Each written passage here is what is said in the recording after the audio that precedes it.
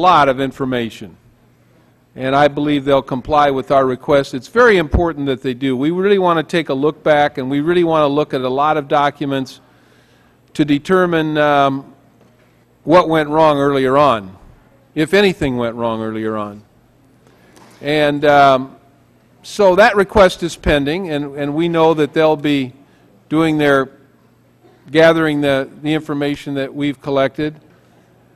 We want their cooperation as we look in depth at this electronics issue, because we're going to go in the weeds on this. People have asked us to do this. We think it's important that we do it. Some people believe that the electronics are a part of the problem, and it's our responsibility to really check that out.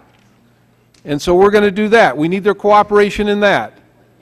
I don't know that they won't cooperate, but you know, there have been some studies done by some people that they hired, but also by a fellow at Southern Illinois University in Carbondale. We want to look at that information. We want to see if they have any information, independent of people that they've hired. So we're gonna continue to really look into that aspect of their automobiles. All right, let me ask you a couple of other things. I seem to have recall that I read that NHTSA has approximately 700 employees. Is that correct? Yes, round numbers. That's pretty accurate. There was some mention about some of this occurring, some of the bad things happening on somebody else's watch, but most of those employees are civil service employees, I assume, or in other words, and most of those employees are still there today that were there. Some of them are, and they're all career people. Right. And judging from your earlier testimony, you're pretty satisfied with the response that they made at the time, or the investigations that were made at the time, and what's been done since you came on board. One of the reasons we made this huge request to Toyota is we want to make sure that when our people put eyes on paperwork prior to this, that we had everything. But I'll tell you this, we have some of the most professional career people. They take their jobs very seriously when it comes to safety, because they know what the work they do could save lives and save injuries. But we want to make sure they had all the information. All right. Let me ask you about one other thing. I've heard on the news, and I don't know what the details are, but there apparently was some braggadocio, or or at least happiness by some Toyota engineers or Toyota employees for getting NHTSA to reduce an earlier recall or hold it down to a very small number, and they have claimed that they saved Toyota $100 million or some huge amount of money. Do you know about that? Well, no, I saw the press reports where Toyota was talking about that, and but I'll tell you this, Mr. Duncan, we're not going to compromise when it comes to safety, not on my watch. We just aren't. We're going to hold Toyota's feet to the fire. We're going to get all this information. We're going to make sure that what we looked at before was correct, and if there's new information, then we'll put it out there. But so, you know, Toyota made some statements about, you know, saving some money, but it was, from my point of view, it will not be at the expense of safety. And these earlier reports about NHTSA not having electrical engineers or software engineers, you said that was untrue, and you have plenty of electrical and software engineers. We have electrical engineers. We have over 200 engineers total, about 230, and we have electrical engineers. All right. Thank you very much. Thank you, sir. Thank you very much. Gentleman from Tennessee's time has expired. I now yield 5 minutes to the gentleman from Illinois, Congressman Quigley. Thank you, Mr. Chairman. Good afternoon. My colleague, Ms. Norton, raised the issues and began discussing the black box issue at some point. Is it true that NHTSA issued a voluntary standard as it relates to black boxes, asking that they be included, that they be used in cars?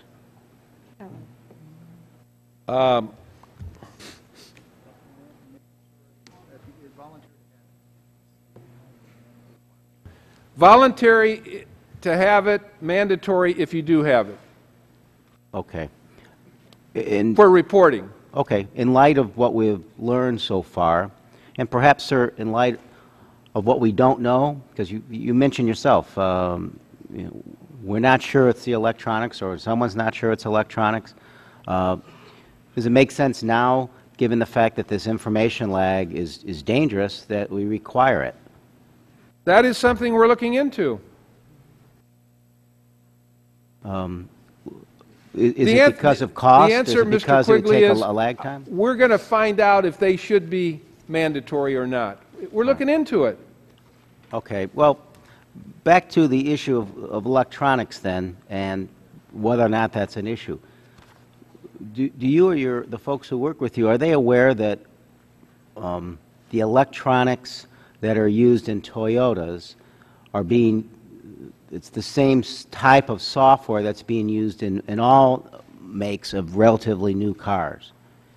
And if that's the case, to act proactively, shouldn't we be looking at the sum and substance of that software to see if it could be an issue with all makes as well? Of course. And Well, that's what we're going to do. I said earlier in my testimony and in response to other questions, we are going to do a comprehensive, complete review on the electronics because people think that it's caused some of these accidents. Members of Congress think that. And it's our obligation to check it out. And whether it's in Toyota or any other car. Well, have we started talking to other makers about their electronics and the issues they may or may not have had? We're going to do a comprehensive review. I know what you're going to do, so I'm just asking, have we done that We're so starting far? it. Okay. Have we done it before? Right. Is that what you're asking me? Yes. We're just starting because of all the complaints that we've heard. Okay. But we've heard these complaints for how long now? On the electronics, since really the issue of the floor mat, we really started hearing about the electronics when we identified what we thought the problem was, and then we issued the 3 recalls. And so we've made a decision to look at the electronics now. Well, what would you suggest your time frame would be to either to get back to us or to the public in terms of your recommendations on the electronics, dealing with other makers, and the issue of whether or not to make the black boxes mandatory? Well, I'll get back to you. I mean, I don't know how long this is going to take. It's going to be a complete review, and as you've indicated, it shouldn't just be on Toyotas. It should be on other makes of automobiles that use the same kind of electronics. It's going to be a comprehensive study. I'll get back to you for the record on when our results will be available. Given your answers, what I'll do is I'll close with the following. It seems that we're flying blind. The makers and yourself seem to be saying that we don't know enough. So that information lag would seem to at first beg the question that we have the black boxes in all these new cars, so that we don't have to go back and say what happened. We know as it happens immediately. So I know you want to review it and think about it, but it seems that the key missing ingredient here is what happened and why.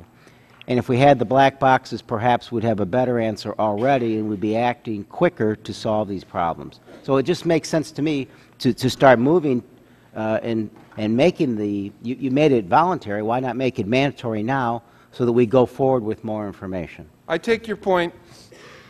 I yield back.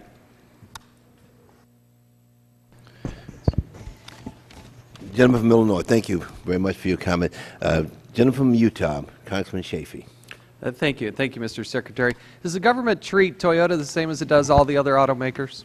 In the last 3 years, we've had 23 million recalls. The vast majority have not been Toyota. The answer is absolutely correct, yes. My understanding is that the GM Cobalt, which I happen to own, I was surprised after learning this information, that in February, NHTSA opened an investigation into the steering mechanism in the GM Cobalt based on 1,157 complaints. My understanding is that based on 84 complaints, the model year 2009 Corollas were also opened up.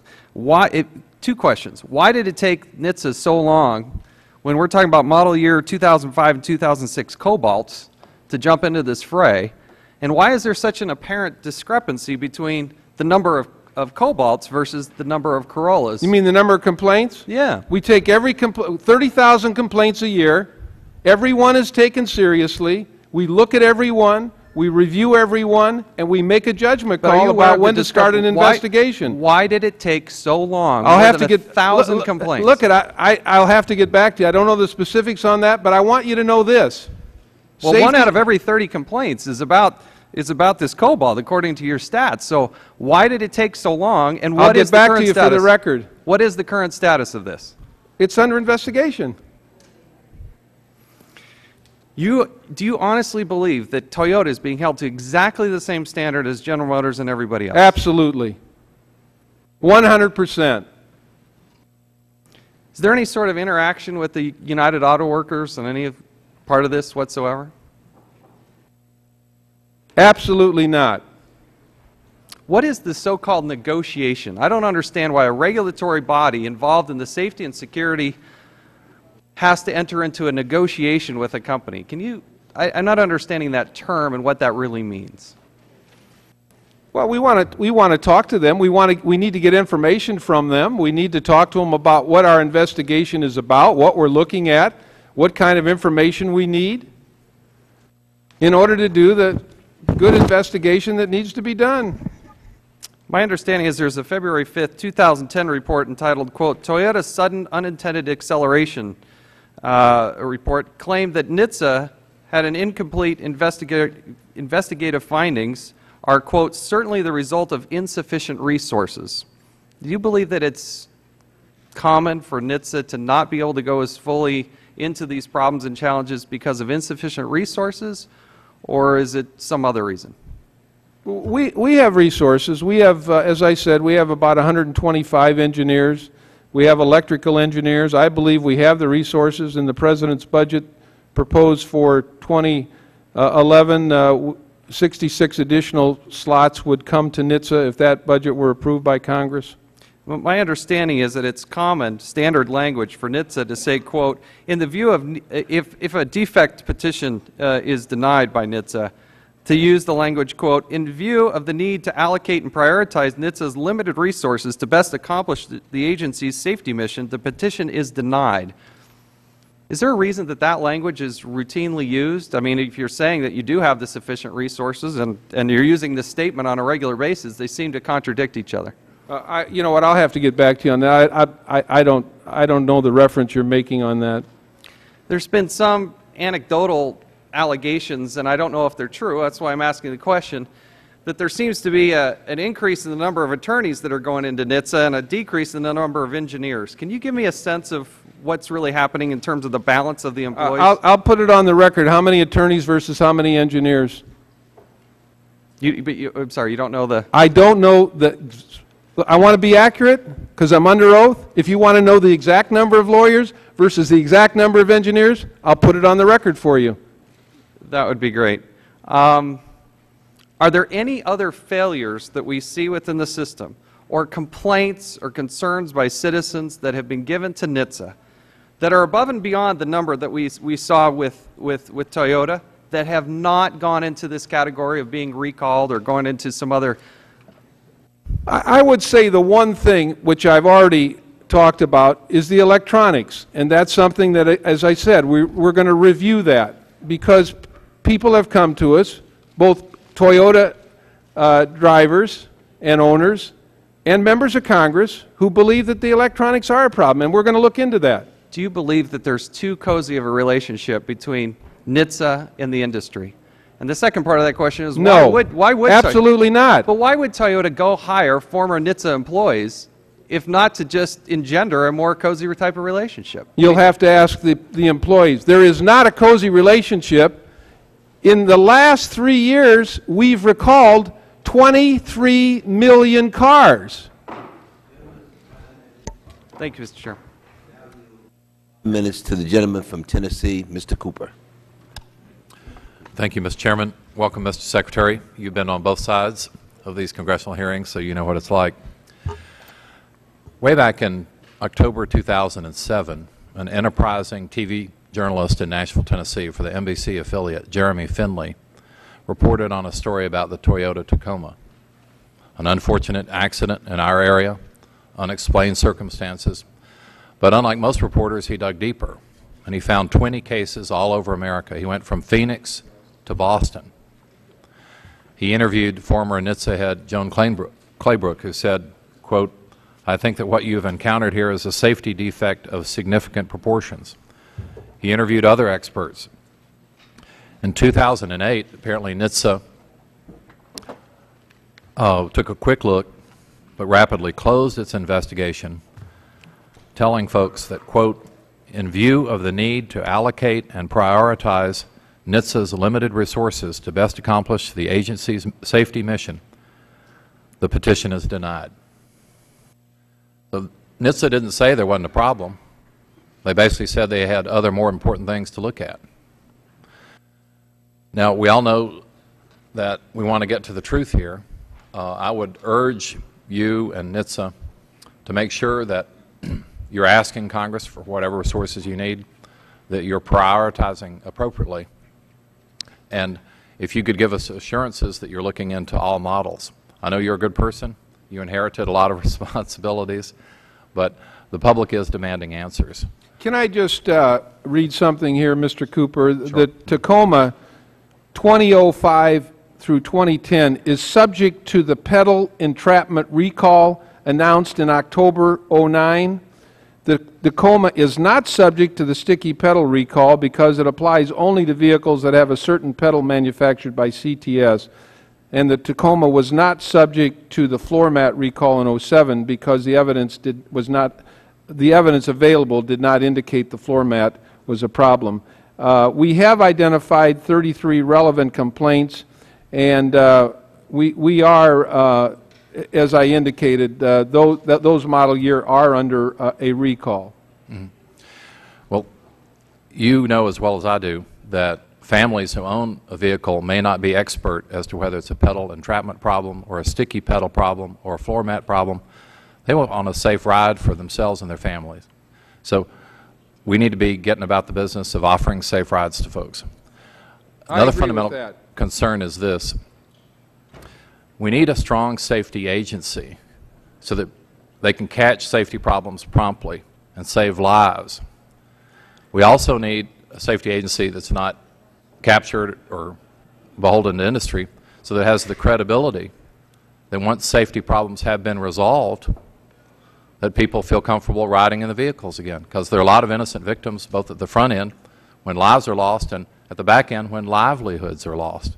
So I'm hopeful that we can restore NHTSA's credibility, get to the bottom of this rapidly, and start encouraging commerce again and safe rides all over this country. So I appreciate your service, not only in this body, but in the executive branch. And just make sure you ask us for whatever you need to get the job done. Thank you, sir. Thank you.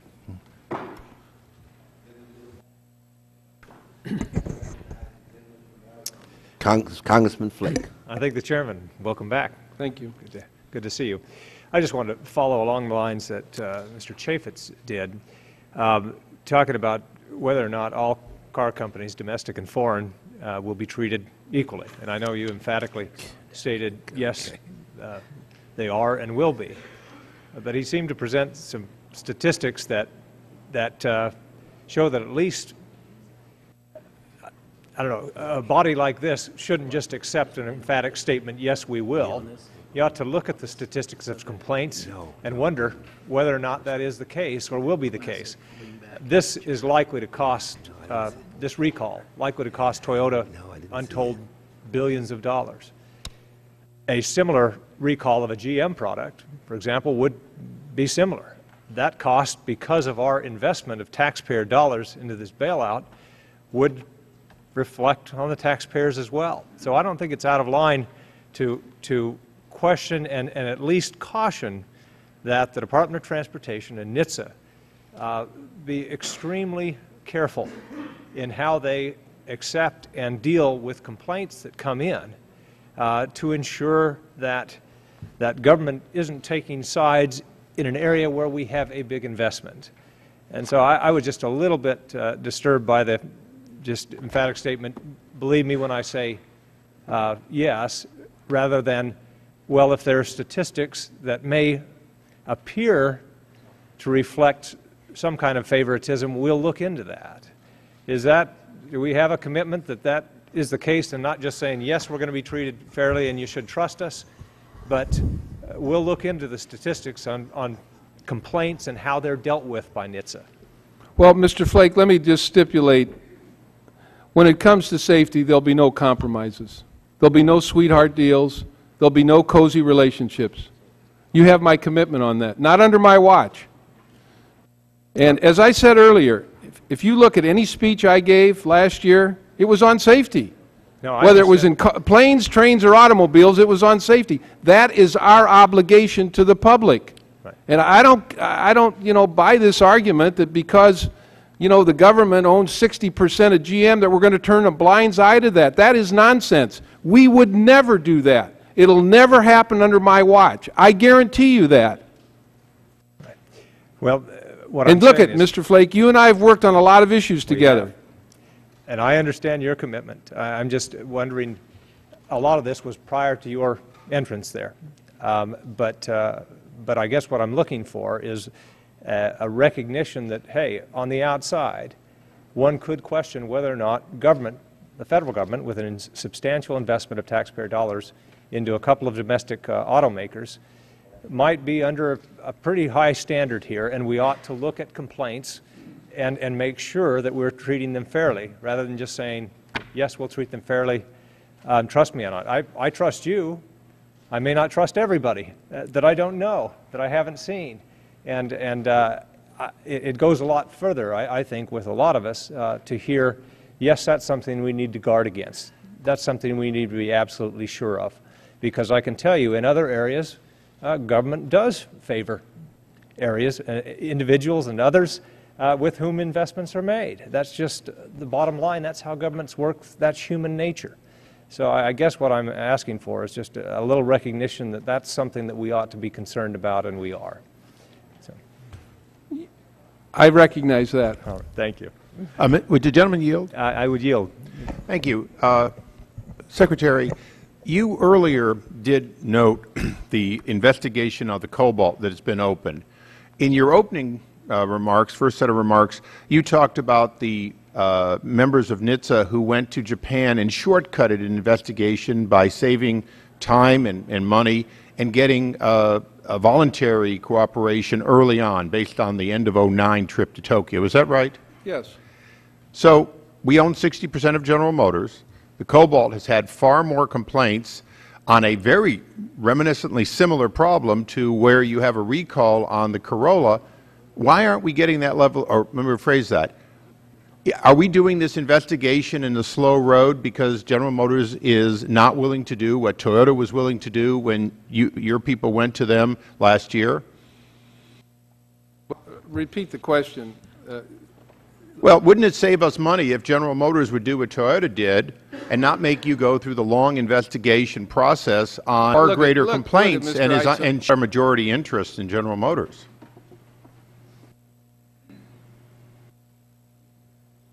We own 60% of them. Ask me a question about it. Well, are you willing to ask General Motors to cooperate as fully as Toyota did with the Corolla on a car which has had more complaints for a longer period of time? Yes. Thank you. Yeah. Gentleman's time has expired. I now yield 5 minutes to the gentleman from Illinois, Congressman Davis. Thank you very much, Mr. Chairman and Mr. Secretary. It's good to see you. It's good to see you in this role. And I want to commend you for the stellar job that you've been doing since having been appointed and confirmed. Let me ask you, as you are aware, some believe that the uncontrollable sudden acceleration problems are not being caused by pedal entrapment or sticky pedals, but by an electrical malfunction, either a software problem or electrical interference with some component of Toyota's computer systems. It is my understanding that the Department of Transportation has now launched an investigation into possible electrical interference as a possible cause. Is that correct? Yeah, I would call it more of a very comprehensive review, and at some point we may get into an investigation, but we're going to do a thorough review and look at everything. And by that I mean we know now, as a result of testimony given yesterday, there's a fellow at Southern Illinois University who did a study. We want to look at that. We want to look at what Toyota's done. We want to look at all the facts and then determine if in fact there is a problem. Well, can I ask you what precipitated or caused you to look at this particular area? Complaints from people that own these cars, and also members of Congress who believe there is an electronics problem. It is my understanding that both Toyota and NISTA have examined this issue before. What would be different now about the examination? I think testimony that was given yesterday before the Commerce Committee, where a gentleman from SIU has done a study and he found that there were some problems. We want to look at that. If there's fresh information, if there's new information, we know that Toyota hired some people to do a study. We want to look at that. We want our own engineers to go back to look back. If people think that there's a problem, we should look at that. That's our job, to look at it. So you're not really relying upon past examinations, past experiences. You're really starting now? Yeah, we want to put eyes on the fresh information, the new information. Let me thank you very much. That gives me some assurance that we are going to do a thorough investigation. I commend you again for the work that you've done, and thank you for appearing. Thank you, sir. Thank the gentleman from Illinois. And now yield 5 minutes to the gentleman from Missouri, Mr. Lukemeyer. Thank you, Mr. Chairman. Mr. Secretary, thank you for the frankness of your answers today. Compared to some of the recent witnesses we've had, it's very refreshing. Thank you. I'm kind of curious. I think, to me, the question here is the protocol or process that you have in place with regards to reviewing 30,000 complaints a year, and what raises it to a level that you would start to investigate the floor mat problem, for instance. So can you kind of give me a little overview of your process or your protocols that you have in place with regards to how many complaints do you have to have, how serious do they have to be before they're raised to the level of requesting a recall from the manufacturer, and kind of walk us through that process so we can see how some of this may have... Well, I mean, there really isn't, I can't give you a number where you say, you know, once you get 25 complaints, that's it. That's the, you know, that's the benchmark. It depends. I mean, the gentleman from Utah was questioning why it took 1,300 one place and a lesser number in another place. And it's the seriousness of the complaint. It's our people who are experts really looking at these, driving the, looking at the research, talking to the people that own the automobile, talking to the car manufacturer, and really trying to discover if there's a serious flaw or defect or something wrong. And so it's more a judgment call. It's more individualized based on the particular incident that you're investigating. That's right. Is there a certain number of complaints? And if there's a commonality, say that, you know, there's 100 complaints and they're all about the same thing, then obviously that's probably an issue that we need to look at. I know a couple of members were talking about trying to bring into the investigation information from other parts of the world. Have you done that at all with any recent investigations? We do that. I mean, we try and get information from the foreign car manufacturers in other places in the world. We we look at it and see what it says. I know that you've mentioned that you're going to are looking to try and get some more engineers on your watch here. And one of the things that the folks at Toyota have made a comment about is that they believe, and the comment was, the new team has less understanding of engineering issues and are more focused on primarily legal issues. Do you think that's a fair statement, or is that the necessity for more engineers? Is the statement that engineers are working on legal issues? Is that what that said? No, what they're trying to say is that your focus is more on the legal part of it versus the actual engineering part where the problem really is. I mean, I don't buy that argument, but you know, if you want me to get you some statistics on it, I can do that for the record. But look at they're actually making an argument for more engineers for you. Well, the President put in our budget 66 new positions, and we think that'll be a good resource for us. And I think, quite frankly, I think a point needs to be made here as well, that a lot of the problems that we're dealing with today with regards to Toyota is their engineering versus the quality of the vehicle itself.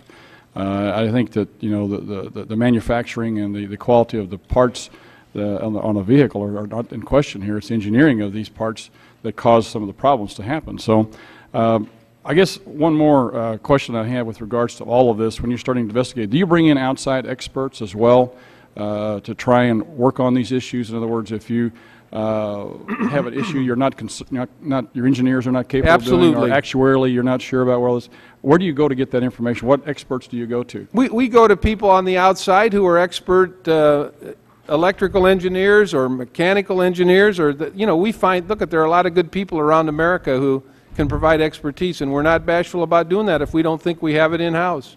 Do you make recommendations to the manufacturer on how to rectify a situation, or do you leave them up to them to come with? We leave it up to them, and we don't sign off on it. They come to us and say, "Oh, well, we think this is the fix," but we don't put our stamp on it.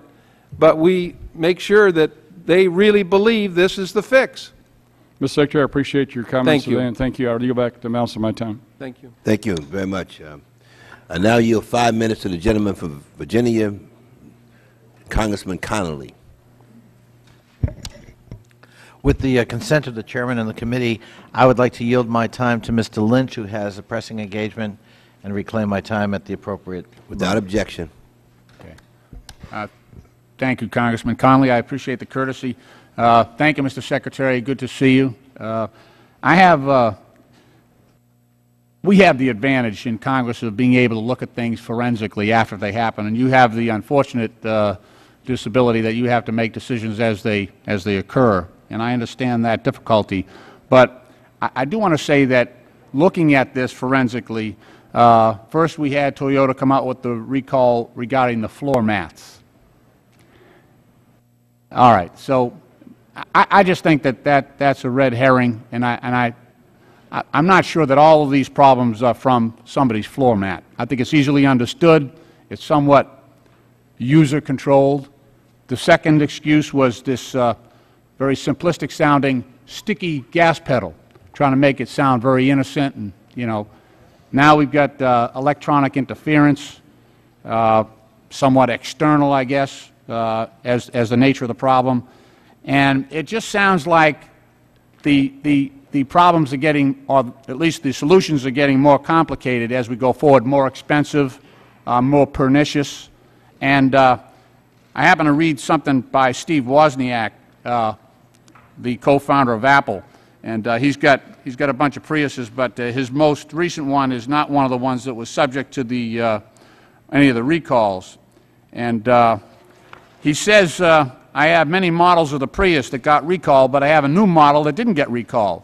And this is a fellow who says a lot of things don't bother him in life except for computers that don't work and don't work right. And he says this new model has an accelerator that goes wild, but only under certain conditions of cruise control, and I can repeat this over and over again safely. He said this is software. It's not a bad accelerator pedal. It's very scary, but luckily for me, he says, I can hit the brakes. Now, here's my problem, Mr. Secretary. My dealers are working night and day right now, my Toyota dealers, to fix the mats, the floor mats, the sticky pedal. They're going through these fixes. One of my dealers I talked to yesterday doing 175 fixes per day. He's got all his people working. And I appreciate that. There's a real effort. But I'm one of these members of Congress who thinks that this is a software problem.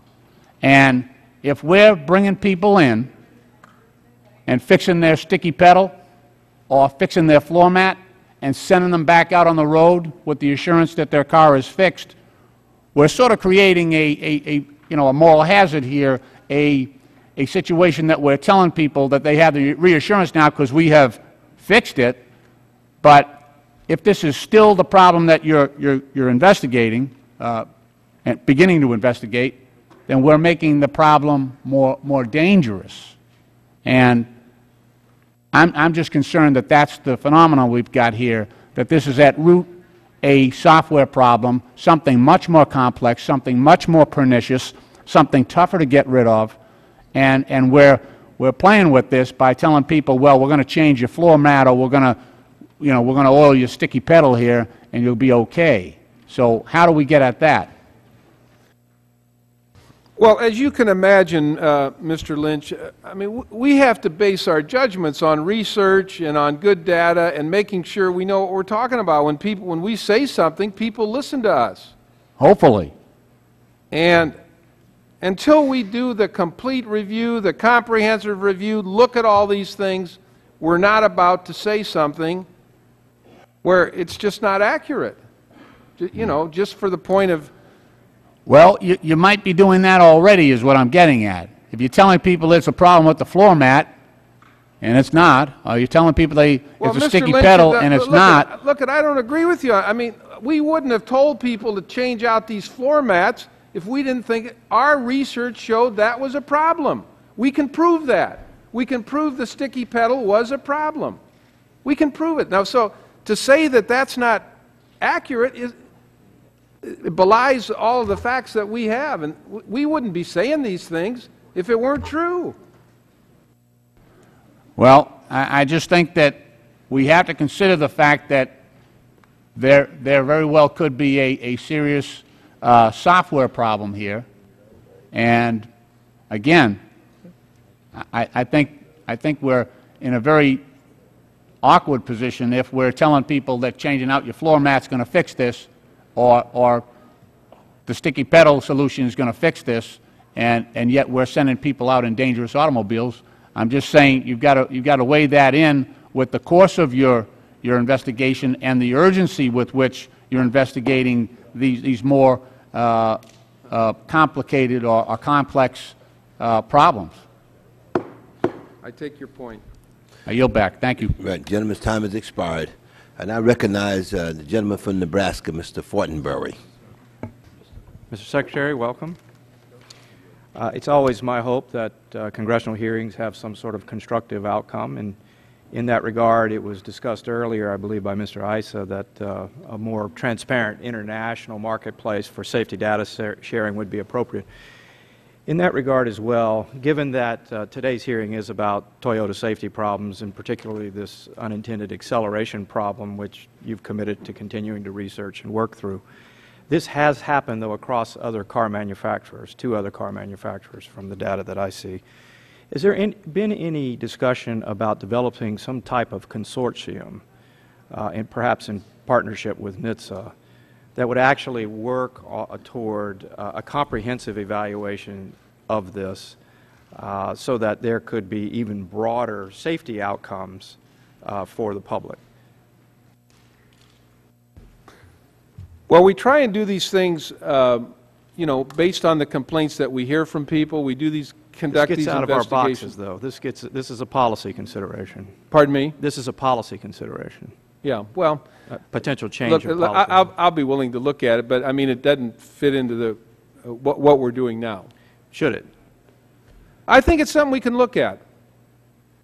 Look, I get lots of good ideas from coming to these hearings, and it's something that, you know, I'd be happy to visit with you about and see. I mean, I'm not going to sit here and tell you that it's something we're going to do, because I don't know enough about what you're trying to purport here, but I'm willing to talk to you about it.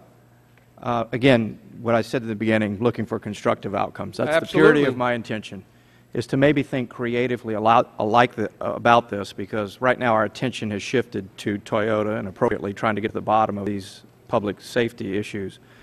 But again, given that this has happened across the industry, is there an opportunity here to think more creatively, policy-wise, about a common fix using the resources that we have, that or a consortium, again, that could look at this in partnership with the government to, again, improve or make the safety outcomes of this hearing and what you're doing even Sure. broader applicably. That's just the policy idea I put in front of you. I got you. Okay. That's all I had. Mr. Chairman, I'm going to yield the additional time that I have to Mr. Issa. You know, I'll be quick, and then Mr. Burton would like to ask a quick question.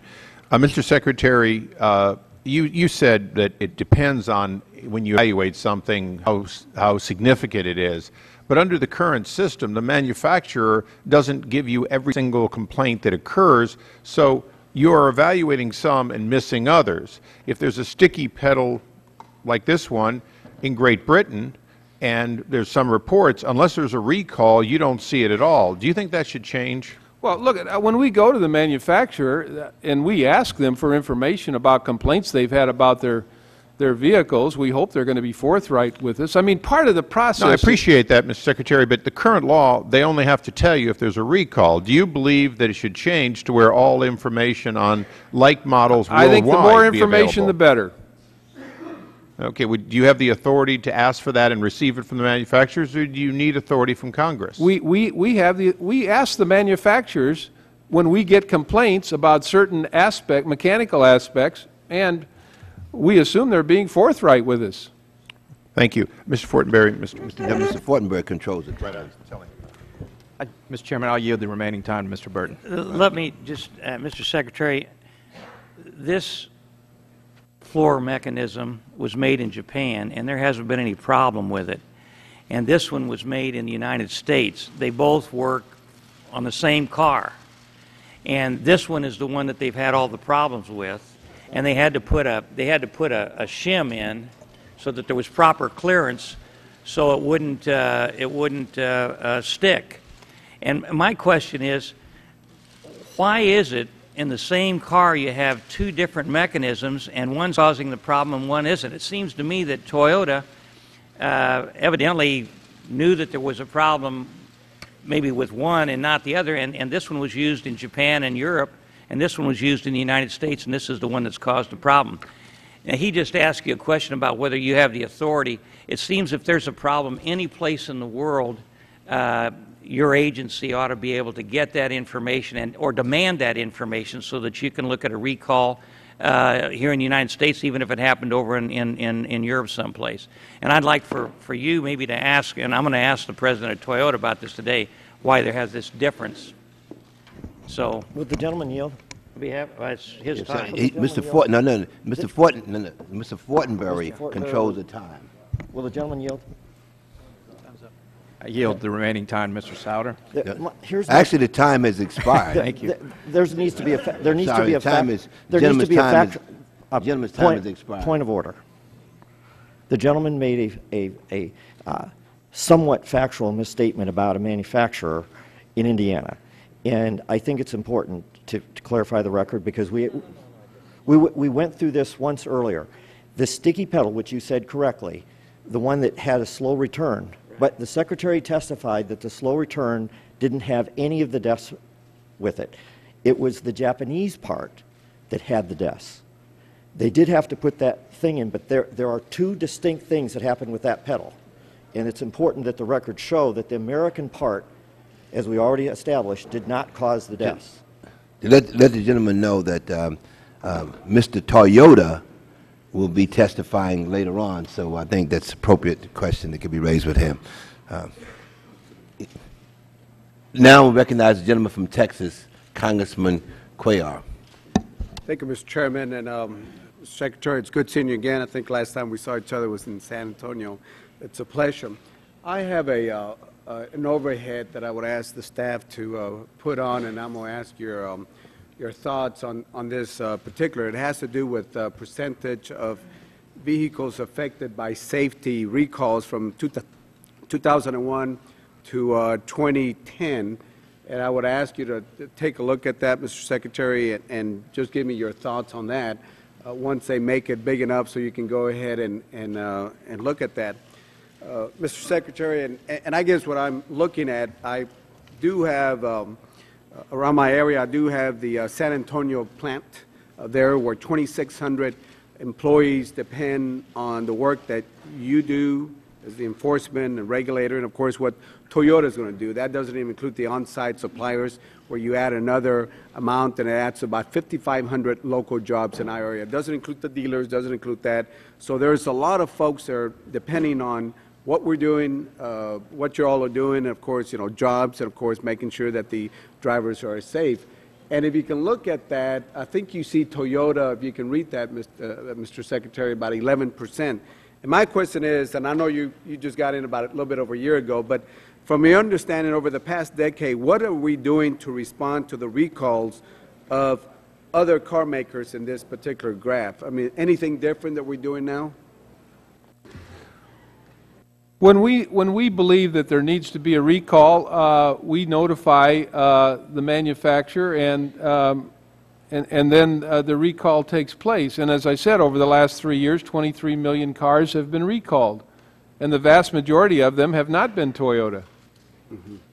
I can't read that chart, Mr. Cuellar, but if you want to... Well, there's a company at 32%. This is from percentage of vehicles affected by safety recalls from 2001 to 2010, the last 10 years. Okay. You have one company, the one at 32%, another company at 17%, another company at 15%, and then you have others, a combination of other companies, and then you have Toyota at 11%. Okay. This is, again, using NHTSA's recall database Right. list from y'all. So Right. I say that, members, just so we can look at the overall picture Right. of what we're looking at, number one.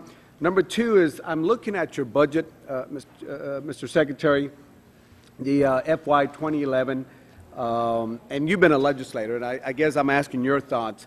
Anything you think we ought to do on the budget to improve it? I know it's your budget. I think I know what your answer is going to be.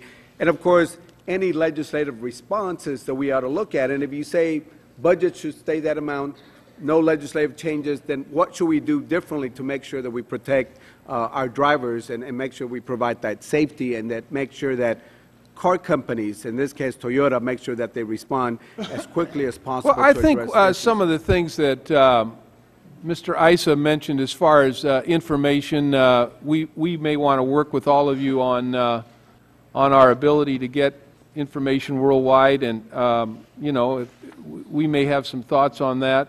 With respect to our budget, we're grateful to the President for including 66 new positions. We can use those human resources and experts to help us do our work. Okay.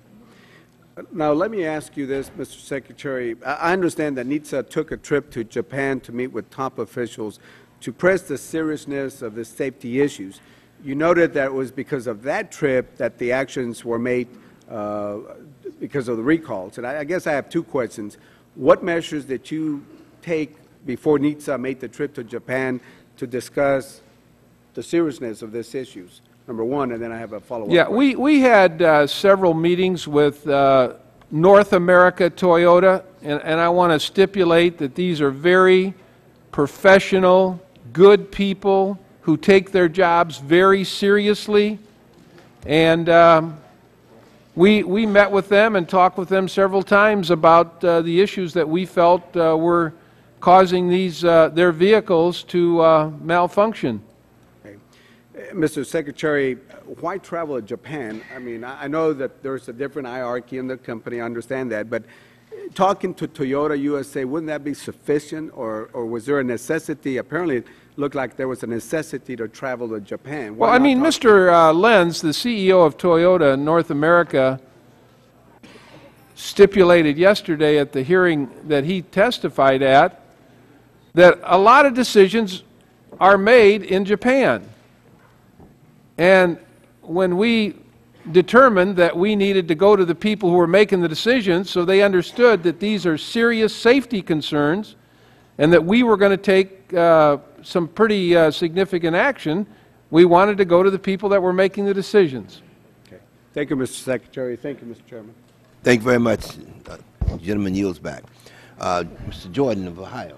Thank you, Mr. Chairman. Mr. Secretary, thank you for joining us today. I think just three quick questions. Let me go first to this concern I think was raised earlier by my colleague from Utah and our colleagues from Utah and Arizona about this idea of the government majority owner in General Motors and Chrysler, and yet also the regulator of the competitors of those two companies.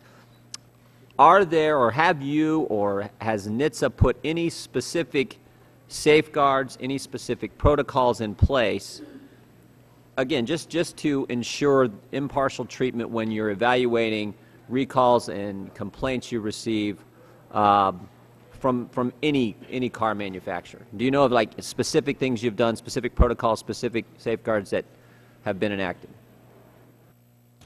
Have we put any safeguards in our relationship with companies other than Toyota? Is that what you're asking me? I'm just saying, just this perception that here we have the taxpayers, the majority owner of General Motors and the government, the majority owner of So General you're Motors asking me Chrysler. just about those two companies then? Any safeguards, GM or Chrysler, right? Exactly.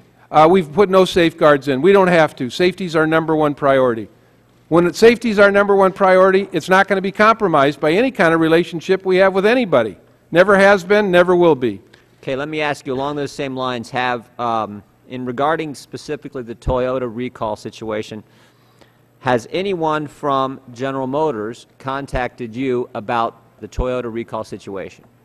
You know, I'll have to check, but not that I know of, but I don't, you know, since I'm, you know, I want to be accurate on these things, and I know this information is important to you, and I will personally let you know, but I don't think so. How about anyone from Chrysler? Not that I know of. Anyone from the United Auto Workers? No, sir. Has anyone, specifically Ron Bloom or anyone else from the Auto Task Force, contacted you regarding the Toyota recall situation? No, sir. Okay, last question then, Mr. Chairman. Earlier you said, Mr. Secretary, every Toyota car listed on the NHTSA recall website is unsafe. Is that statement accurate only about Toyota, or does that mean any car listed from any company on a recall website list? Any car, any company on our website that's listed for recall should be taken to the dealer so it can be made safe. Okay. Let me go back one, if I could, Mr. Chairman, one other. Back to any contact. Do you know if anyone I asked you if you'd been contacted. Do you know if anyone from NHTSA has been contacted by General Motors, Chrysler? You know what? I'll have to get back to you for the record. Okay. Yeah. We have lots of employees at NHTSA. There's no way I would know that. But I'll check it out and I'll let you know. All right. I would yield the remaining time to Mr. Rice. Mr. Secretary, this is within your scope, even though it clearly is not something that anyone's going to say you could have taken care of immediately. But are you aware of any studies that show us, out of these 23 million recalls during that decade, how many cars got fixed? How many cars had the... I'll have to put that on the record for you. Okay. It was the 23 million is the last 3 years. Okay. Not the decade. Okay.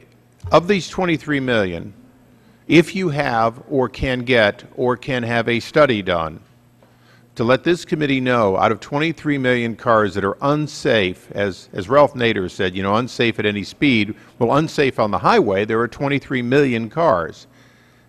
If, let's say, only 20% of them had their recalls applied, I don't think that's going to happen with Toyota, but it may happen with other less publicized recalls, then we have 90% of those 23 million unsafe and on the highway. Would you commit to us to find out how effective recalls are, what percentage actually get applied, and as a result, how many cars are unsafe, in your opinion, my opinion, I suspect the Chairman's opinion, so that we can evaluate whether or not better advertising or better compliance needs to occur? Of course, we will get you the information, Mr. Issa, but we're a little bit busy right now, too, so I hope you're not going to stipulate we do it within the next 24 or 48 hours. Of course not, Mr. Secretary. Although, if you need more resources, just ask. Our people are very busy, but of course, we will provide you the information. And, Mr. Chairman, if just one piece of patience. I'm presuming that all it takes to get this information would be to contact the top 11 manufacturers and ask them to provide it, since they have it, and you said they give you what you asked for. With that, I yield back to the gentleman. Gentleman's time has expired. I now recognize the gentlewoman from California, Congresswoman Chu. Secretary LaHood, congratulations on being confirmed as Secretary of Transportation. I have a question about the pattern of behavior at NHTSA that may have occurred before you got there. And it leads some to wonder, NHTSA is supposed to be a watchdog, but has it instead become a lapdog? And in fact, some people believe that NHTSA has become too dependent on the manufacturers that it regulates to cooperate with the agency and volunteer information about what might be going wrong with a particular vehicle. while NHTSA sends letters asking for this information, it rarely uses a subpoena, which would be far superior in that it would require a full and complete response under threat of criminal penalties. Do you believe that NHTSA is aggressive enough in seeking information that it needs to keep the public safe? I believe that we have been very aggressive, and if we need to use subpoena, we'll use it, but we have lots of enforcement mechanisms, and I would also stipulate, on my watch, we've been a lapdog for nobody. We've been a lapdog for the people who drive cars and want to do them safely. That's who we've been a lapdog for. Safety is our #1 priority. I've been in this job since January 23rd, 2009. I'm not a lapdog for anybody, and none of our employees are either. But we have good enforcement mechanisms, and we use them. And if we can't get the information, we have the opportunity to subpoena.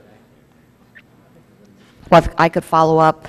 According to testimony that's going to be provided later by a former NHTSA administrator, the agency imposed no penalties from 2004 to 2008, and the largest penalty that the agency has ever imposed is $1 million. The TREAD Act of 2000 now authorizes much higher penalties. What would explain the lack of penalties that NHTSA has imposed in the last several years? I'll have to get back to you for the record on that. That was prior to my stewardship of this agency. But I'll put that on the record for you. Okay, thank you. Thank you.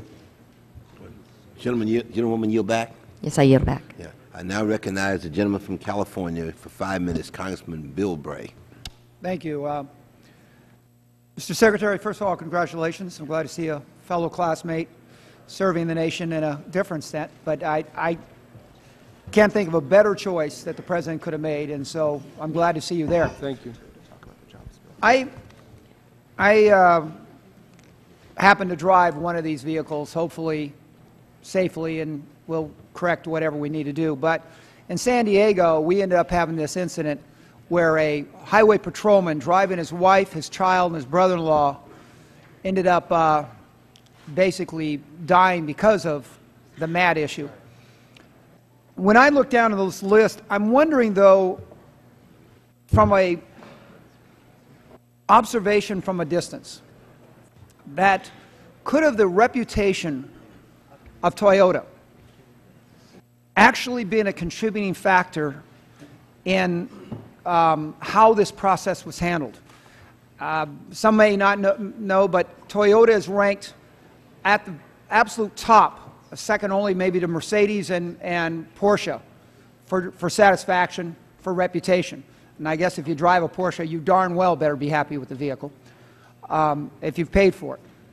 But is it possible that in this process, the great reputation of dependability and safety that Toyota has created over the last 30 years created an inadvertent prejudice against more strict review, because everybody always assumed in the last 20 years, and let me just stop and say, 10 years from now, 10 years ago, if you and I would have said we would be here talking about Toyota, most of us would have said you're crazy.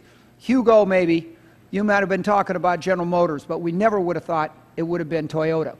Could have that inherent institutional prejudice, and I'm not saying just to the agency, but to society as a whole, could have we created a situation where maybe there wasn't as critical review up front on Toyota that might have been done if it was a Hugo or if it was General Motors?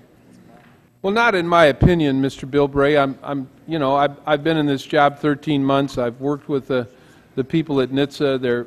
They're almost all of them are career people. They take their jobs very seriously because it does involve safety, and I don't think that's the case. Okay, I appreciate that. In 2007,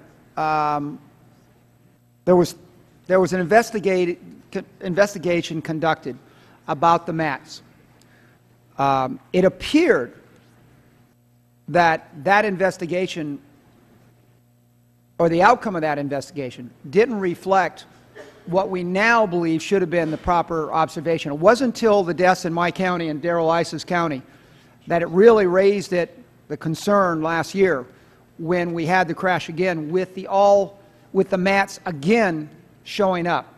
how do we have this investigation 07 review all of these models, pull back on a lot of models, and then still end up with a situation to where by 09 people are dying in the streets of San Diego County?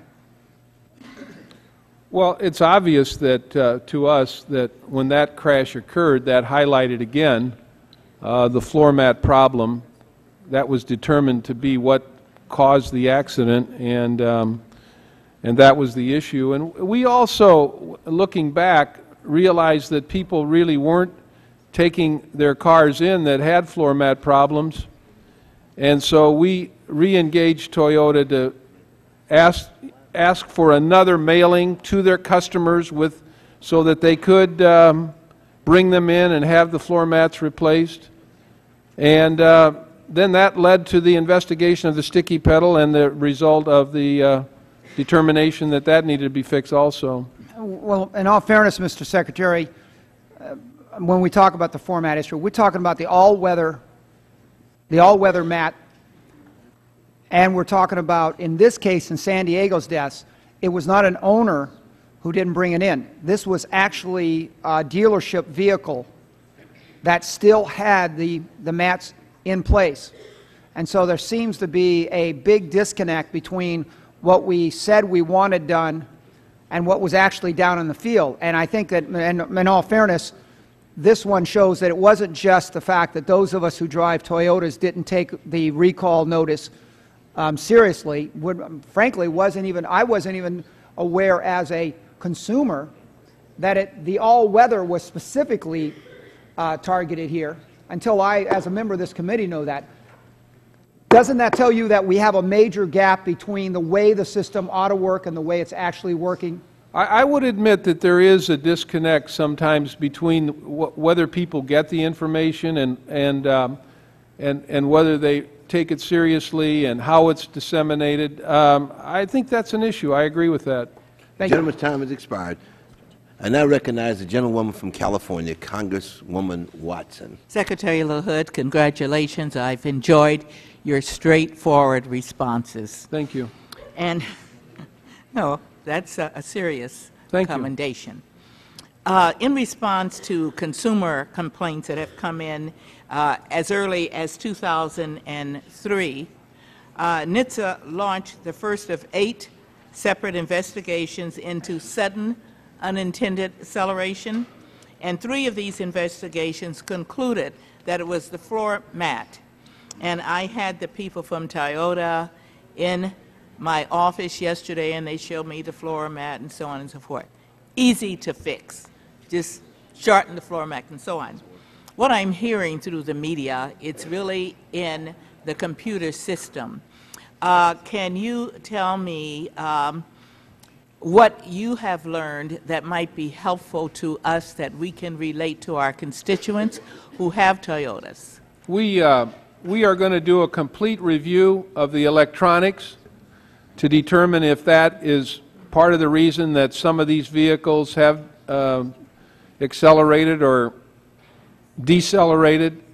We've heard from enough members of Congress about this, and we've heard from enough drivers of these vehicles that they think it's an issue, and we're going to look into it.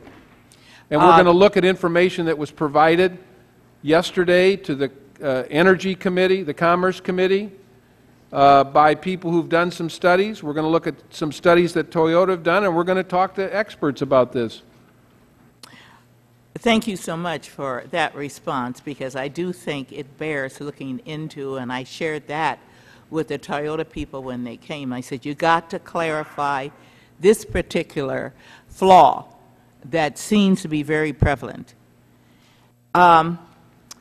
I've read that in Mrs. Claybrook's prepared testimony, she stated that NHTSA statute should be changed to add criminal penalties for complaints for companies who knowingly and willfully refuse to initiate a recall to correct safety defects. Do you agree with that? Yeah, Ms. Watson, I really haven't thought enough about that to render an opinion. I've seen what Joan Claybrook has said about that, and I'd rather not really venture a guess on that at the moment, or an opinion, excuse me. So if we find it's necessary, would you work on a provision to? We are, the information that we've requested from Toyota, which is voluminous, is a part of what we're trying to determine whether there should be some civil penalties. Thank you. And in your testimony, you described the lengthy process that must be undertaken for your agency to order recall. As a result, consumers are offered protection that the fastest when manufacturers voluntarily initiate recalls. While some of the experiences with Toyota have fortunately been voluntary recalls because of pressure applied by NHTSA, do you think the process for NHTSA to order recall could be made more efficient? And I heard you say that, if you had the employees, if the money was there. So you want to elaborate on that?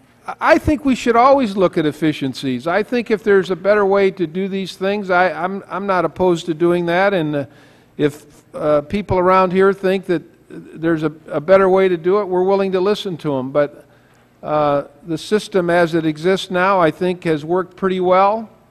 But I'm not opposed to doing something more efficiently. It's been reported that there has been some negotiations between Toyota and, I guess, NHTSA on whether or not the recall, the numbers of recalls should be capped and so on. Can you give us more information? Not on my watch, Ms. Watson. We've taken this work very seriously, and we do what we think is the best interest of the people that own these automobiles, particularly as it relates to safety. Well, I wish you well. This is a turbulent time for your agency. I understand that. I yield back my time, Mr. Chairman. Thank you very much. I now recognize the gentleman from Virginia, Congressman Connolly. Thank you, Mr. Chairman. And I know it's been a long day, Mr. Secretary, and I didn't have the privilege of serving with you here in the House, but I'm so glad you are where you are. And I want to thank you for one of the first things you did as our new Secretary of Transportation was sign the full funding grant agreement for Rail to Dulles. Very important project. Thank you so much for your leadership and your support on that. I'm going to ask you a series of questions that are in the category of what do we know and when do we know it, and I understand that most of those answers are probably going to precede your tenure. So I'm asking you to the best of your knowledge, given your current position, what do we know and when do we know it? To the best of your knowledge, Mr. Secretary, when did we first learn, we the Federal Government, your agency, NHTSA, first learned there was a problem that merited further examination with respect to the acceleration of Toyota vehicles? Well, I'll get you the exact year, but it was a few years ago. I'll just, for the record, I want to be accurate about these things. I just don't want to speculate. I could pour over my papers here and get you the answer, but I don't want to waste your time. It's better for me to just do it for the record. That's fine. Mr. Secretary, do you know how many wrongful death lawsuits have been filed with respect to the accelerator problem? I do not, but I'll find out. And when they were first filed, that would be very helpful. In the predecessor administration, NHTSA officials flew to Tokyo to meet with Toyota about this problem. Is that not correct? That was under my watch. That was under your watch? Yes, it was. That occurred last year.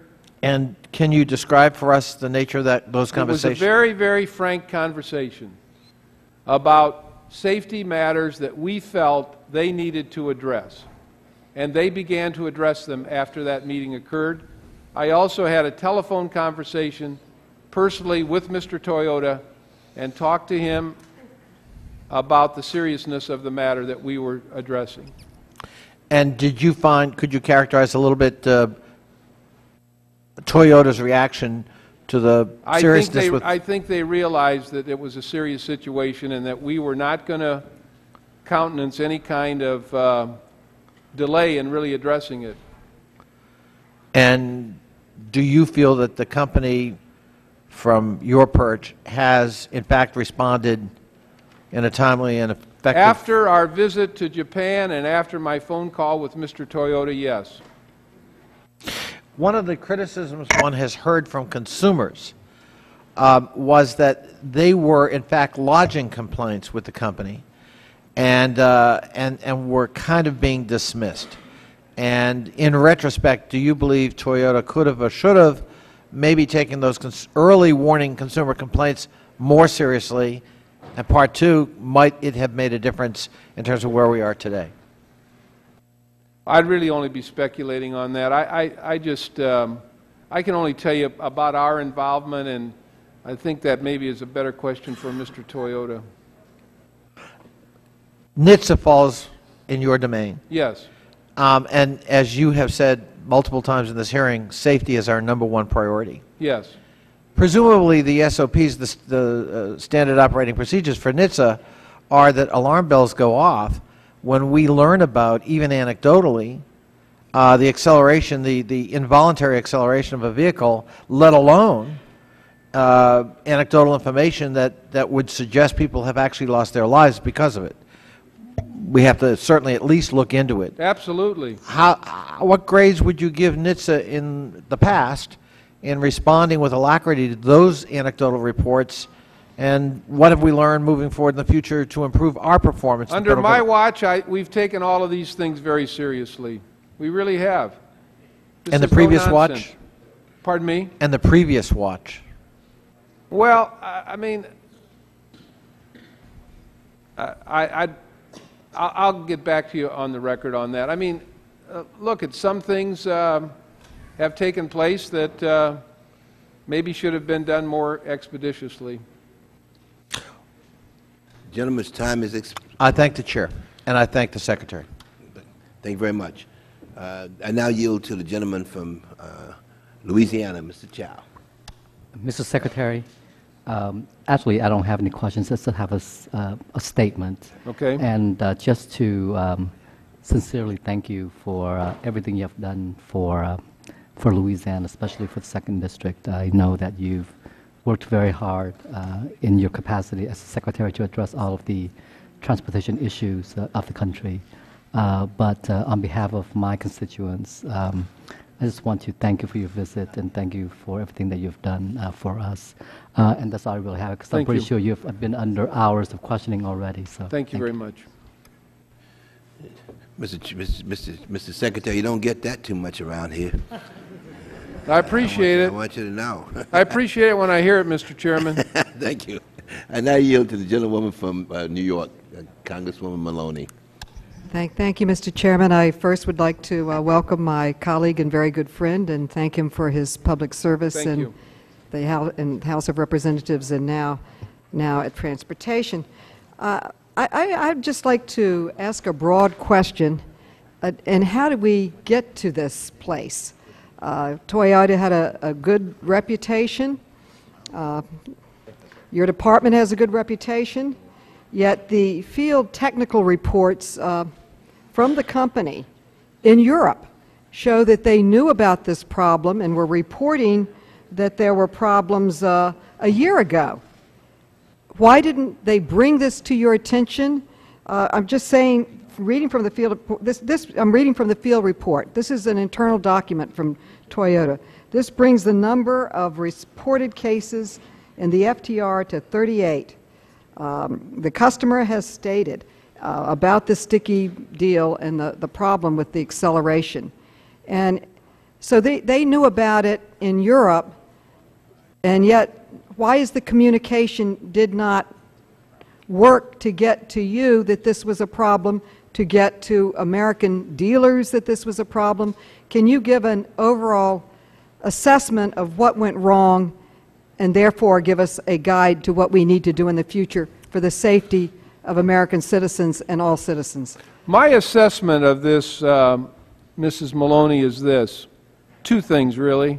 I think the business model that Toyota has used, where they have some really, really good, professional, capable people in North America running the company, without the kind of opportunity for decision making. So then decisions are made in Japan. And I think the second part of it is, well, first of all, I don't know if that business model, I think it's failed them in this instance. And I think the other part of it is, some people in Toyota, and I've said this before, this is not anything new, became a little safety deaf. Mm-hmm. And specifically, how did the business model fail? They weren't communicating? No, it's not that they, it's the information was being passed, but then the decisions that I think and the outcomes that people wanted in North America weren't always complied with. Well, getting back to the sudden acceleration events, you testified that consumers, if they feel they have the problem, they go to their dealer and they correct it. And how do you know that it's been corrected? And how do you know that was the problem? Did you do any independent analysis, or did anyone do any independent analysis of the problem and how to fix it? And how does a consumer know once it has gone back to the company to be corrected that it is in fact corrected? Well, we as a part of our investigations, we asked the companies to fix the problem and present that information to us. And again, we don't sign on the dotted line and say, you know, we agree or disagree, but if they believe based on all the excuse me, all the information we've presented them, that they think this is the fix, then that process gets carried over to the customer. And in, I think, many instances, the fix has worked. Well, later on there'll be a witness who was a former employee of your department or of transportation, and she testifies that, from reading her testimony, that the NHTSA administrators did not adequately investigate the many problems. Now, this was before you took the helm. So the staff has literally shown us, in preparing for this hearing, that there were literally thousands of complaints of sudden unintended acceleration, yet it doesn't appear that any meaningful action was taken until the Saylor family crashed. And my question is, why did it take so long? Again, we're talking about complaints that by some reports started coming in 2004. Well, we did work with Toyota on a fix on the floor mat, and they put out a recall so that those floor mats could be removed. There's a recall on the sticky pedal, and those are up on the website, and if people take their cars in, Toyota will fix those. And so, you know, people have to be made aware of it, either by notice or looking on the website or by concern or media reports or whatever. And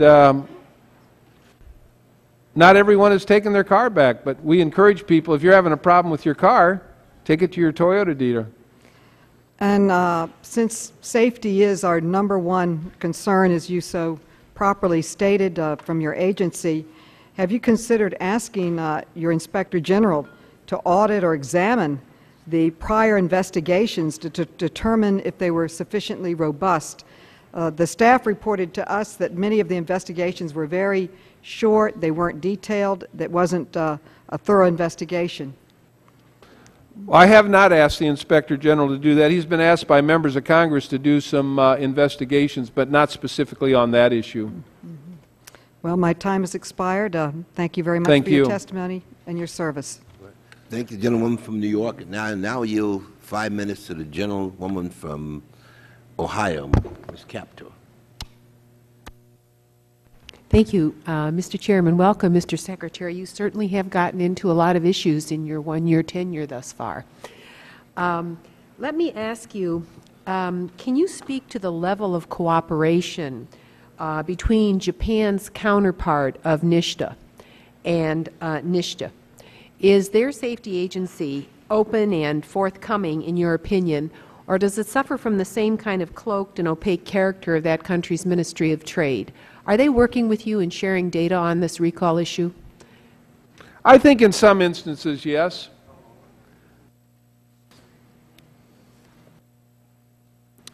So you're saying they've been cooperative in your tenure?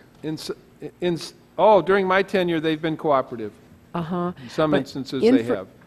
But information regarding this acceleration pattern obviously wasn't shared from by their ministry, if they knew about it in Japan, versus our country. Our country, according to the data we've gotten from the Energy and Commerce Committee, first got a timeline in March 2004 that on the Camry, Solara, and Lexus 300 models, that NHTSA found no pattern. And then there seems to be a gap between 2004 and 2007 in our country. But in 2007 March, NHTSA opened an investigation on the Lexus ES350, in which NHTSA then found entrapment of the accelerator pedal by floor mat as the sole cause of what happened. And then through 2007, 2008, there were more and more Toyota vehicles until the point in January when Toyota suspended sales of 8 different models. And my question is, when all this was occurring in our country, was Japan's ministry sharing information with you about recalls prior to your tenure? Yeah, I'll have to check, Ms. Capter, and put it on the record and get back to you on that. I don't know the answer to that. One of the pieces of data I would like to place up on the boards here is the trade deficit the United States has amassed with Japan over the last 24 years in the area of automotive manufacturing, autos and auto parts. And one of the reasons that Toyota and some of the other companies have been able to gain a beachhead in global auto markets is that it operates from a very tightly protected home market, even while it's the second largest marketplace in the world. There is a chart that shows the trade deficits our country has amassed with Japan totaling over $1 trillion, which translates into lost jobs in this country. Less than 3% of Japan's marketplace is open to cars from anywhere else in the world. They didn't even take Yugos. And they certainly don't take our auto parts in any appreciable number. Yet we've welcomed their cars here. Our dealers sell their cars that doesn't occur in that country. Imagine the second largest marketplace in the world having less than 3% of their cars from any place else other than Japan, while our market, over half the cars come from elsewhere or from transplants here. And one of my questions of Mr. Toyota, and I have a hunch he's listening, is does this sort of predicament that the company now faces result from a rather attitude of market superiority resulting from the false confidence of a closed home market? In other words, you can afford to ignore some of what is happening because of this false confidence that comes from that kind of a very imbalanced situation. And I'm quite concerned about this. I have been for a long, long time. And my question to you, and I would appreciate for the record going back and seeing what kind of cooperation Japan's counterpart agency actually had with NHTSA.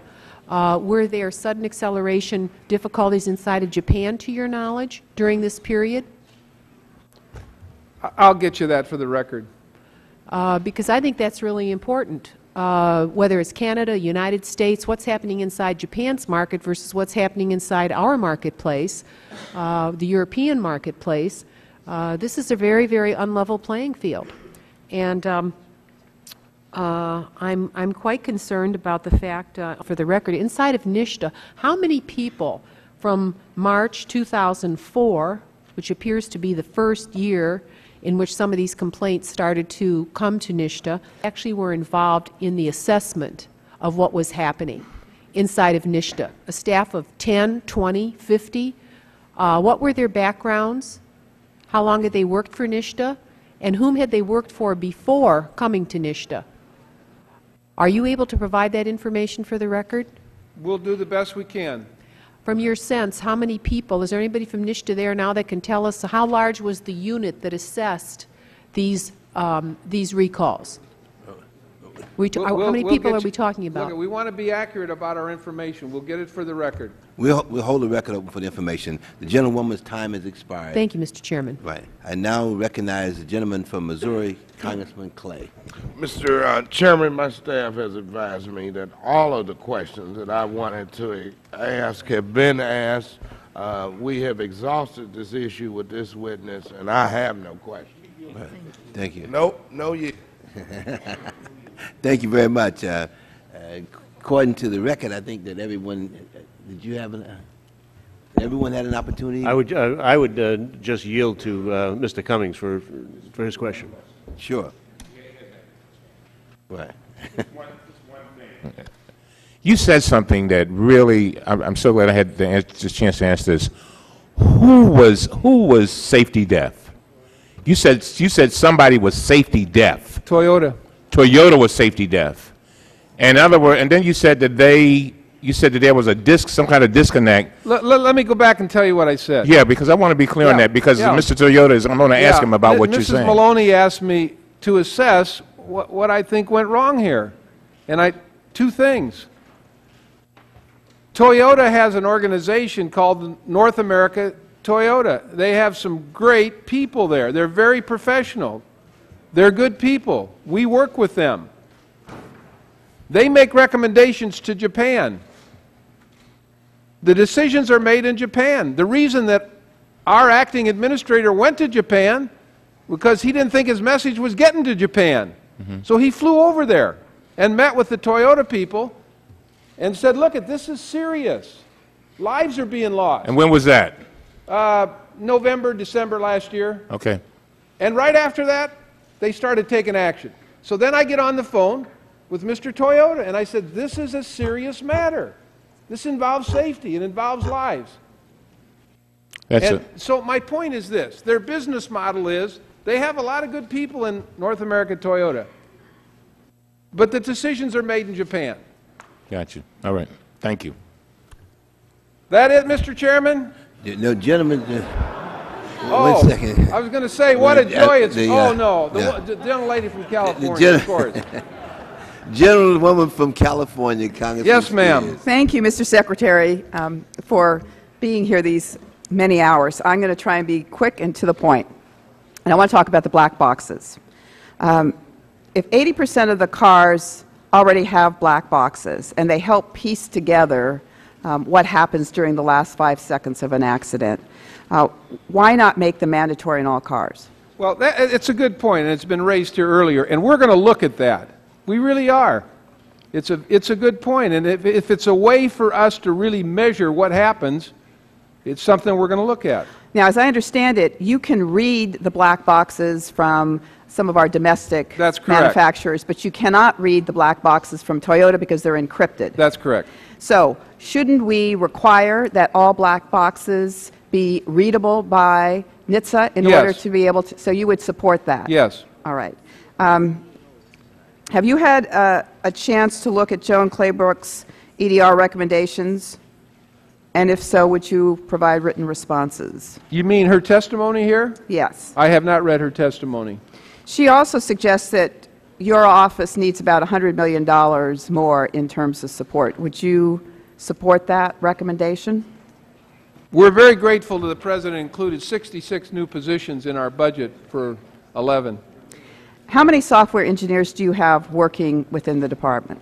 Software engineers, I'd have to get. We have between 125, 130 engineers. I'll get you the figure on the software. All right, and you'll provide it to the committee in a written response. Because what I've been told is while you do have many engineers, you don't have software engineers. We have electrical engineers. I know that was a point that people were a little confused about. But and if this has already been asked, I apologize. But it appears that the chip you need in the computer system in these vehicles to have a brake override is really the solution. Do you concur? Well, Mr. Lenz said yesterday at the Energy and Commerce Committee that they were installing brake override in many of their vehicles. I guess my question to you is, irrespective of what Toyota is doing, would you look at it to determine whether or not the requirement that the brake override be actually implemented and installed in more vehicles than Toyota's? We'll be happy to look at it. And you'll let the committee know as well? Yes. Thank you. I'll give you back. Thank you. Thank you very much. And let me thank the Secretary for his time. And what a joy, Mr. Chairman. It's great to be back. Thank you. Thank you very much.